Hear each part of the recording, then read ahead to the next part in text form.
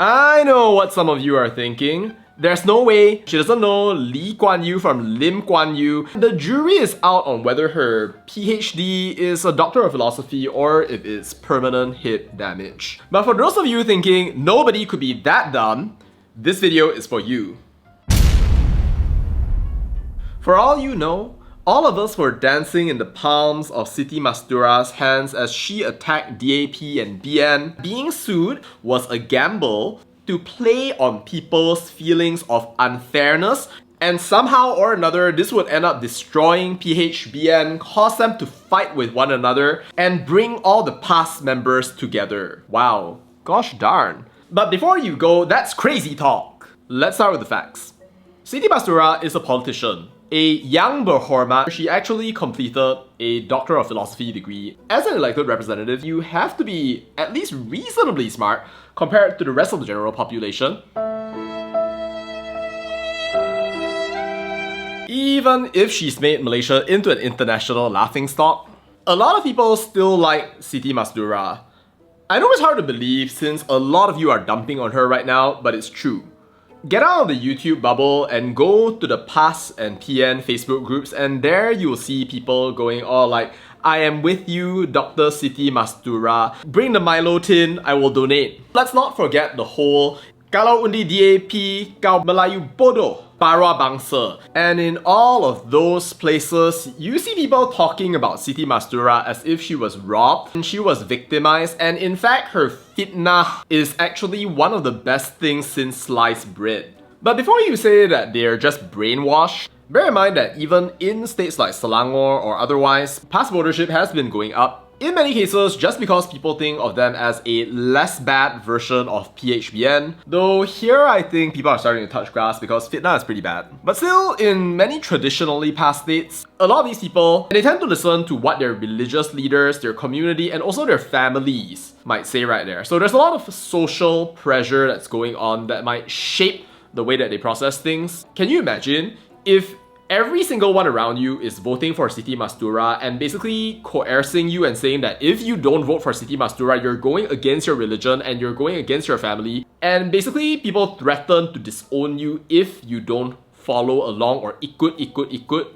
But remember that there can be people manipulating them as well. There are some people with definite political objectives, people who want to make sure that Siti Mastura looks good, to the people who are like on the fence, so that PAS as a party is going to win during the elections. And these people might not be Siti Mastura because remember, PAS is a team effort.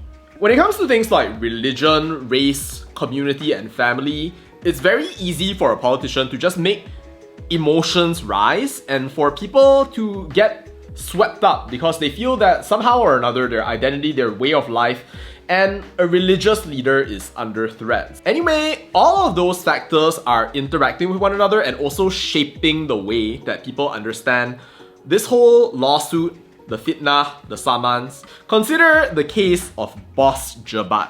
Boss Jebat is one of those Perikatan Nasional and past influencers who is going out and defending Siti Mastura. Let's remember that the whole reason Siti Mastura ended up in a defamation lawsuit was because she was calling members of DAP communists. She blames the BN Com's book, which apparently people like Boss Jebat say is real, says that two people who were supposed to testify during Siti Mastura's trial did not show up, and a whole bunch of people complain left, right, front and center that apparently because the judge is Chinese, therefore there's no way the trial could be a fair trial. That sounds like people are racist, and that sounds like contempt of court. It's basically ignoring all the evidence along the way. Screenshots are now flowing around the PN Facebook groups. Are the screenshots real? Nobody knows. Well, Boss Jebat, if the booklet is real, then why not you testify and you be the key witness? Alternately, clearly, Boss Jebat can just ask the person who lovingly put this together and wrote out every single statement here as well as possible to come up and testify. But mysteriously, this person cannot actually speak. I wonder why that is. If there really are so many witnesses out there, then why not just call a couple of them in? Instead, here he goes and he talks about how, oh, if you want to prove that in fact the booklet exists, all you need is CCTV footage from the PWTC during the day of the UMNO meeting. But the question is, can you even see a booklet from a CCTV recording? Can you even look at the details right there? Or is that just one of the things that you're trying to say to make people believe what you're saying because they will not examine what you're saying to find out whether it's actually true or not? Huh. I mean, it's wild that this kind of strategy works, but you know what? Maybe I could use their logic to say to you that, oh, you can't prove that Siti Mastura is not a genius. Therefore, she must be a genius. Alright, video's over. No, I'm joking. Let's now talk about why Siti Mastura might not be a genius after all. When Siti Mastura called Lim Kit Siang, Lee Kuan Yew, and everybody else communists, that was obviously an untrue statement. Now the question is, was it untrue because she was just dumb and she didn't pay attention to the evidence, or she chose to lie? Let's preface this by saying, first off, that the contents of the BN book are obviously false. And what this means is that whether the book came from BN or not is irrelevant, because the information inside is false, and as an academic, you should be checking that information to decide whether or not you want to release it into the world. If she failed to even do basic research on Lee Kuan Yew and Lim Kuan Yew, or to even check with external sources right there while believing that the BN Comms book was the absolute truth, that is definitely not the mark of a genius. That is the mark of an actual dumb person who doesn't care about history, cannot do her research, and doesn't even care. Maybe USM should go ahead and take away her PhD from her so that she can never disgrace academia again. Which then makes me think, if really Siti Mastura was a genius, then she definitely knew what she was doing. She knew that the information inside the BN booklet was false, and she decided to share it with the Malaysian public anyway.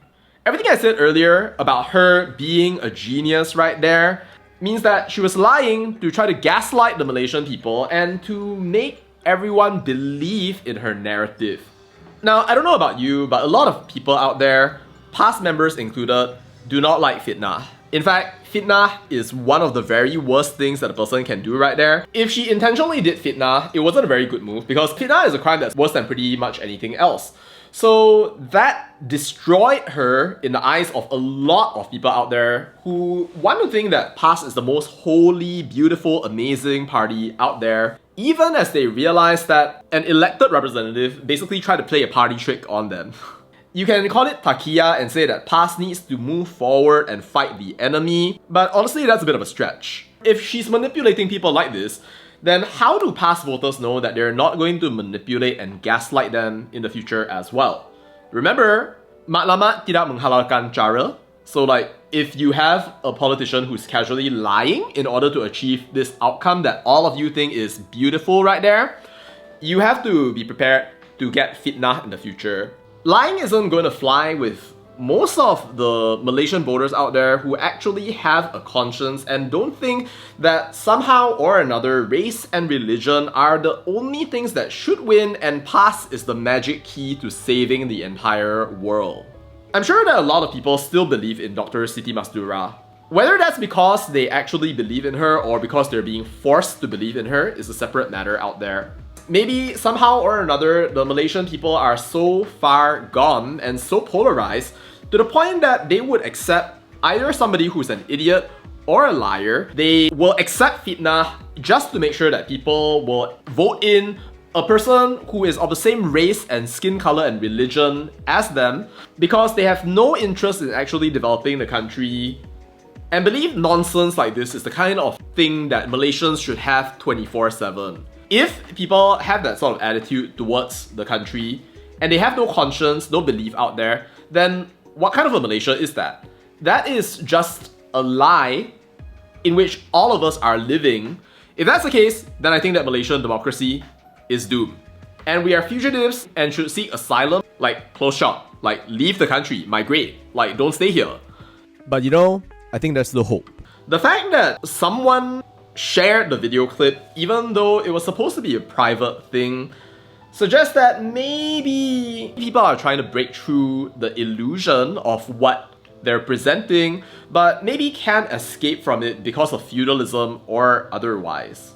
The very fact that Siti Mastura said what she said created a hole in the party, and it made it so that it could be attacked by people, and that any other political party out there can just point out that this kind of fitnah, this kind of shoddy fact-checking is something that's not acceptable in Malaysia and should be rejected.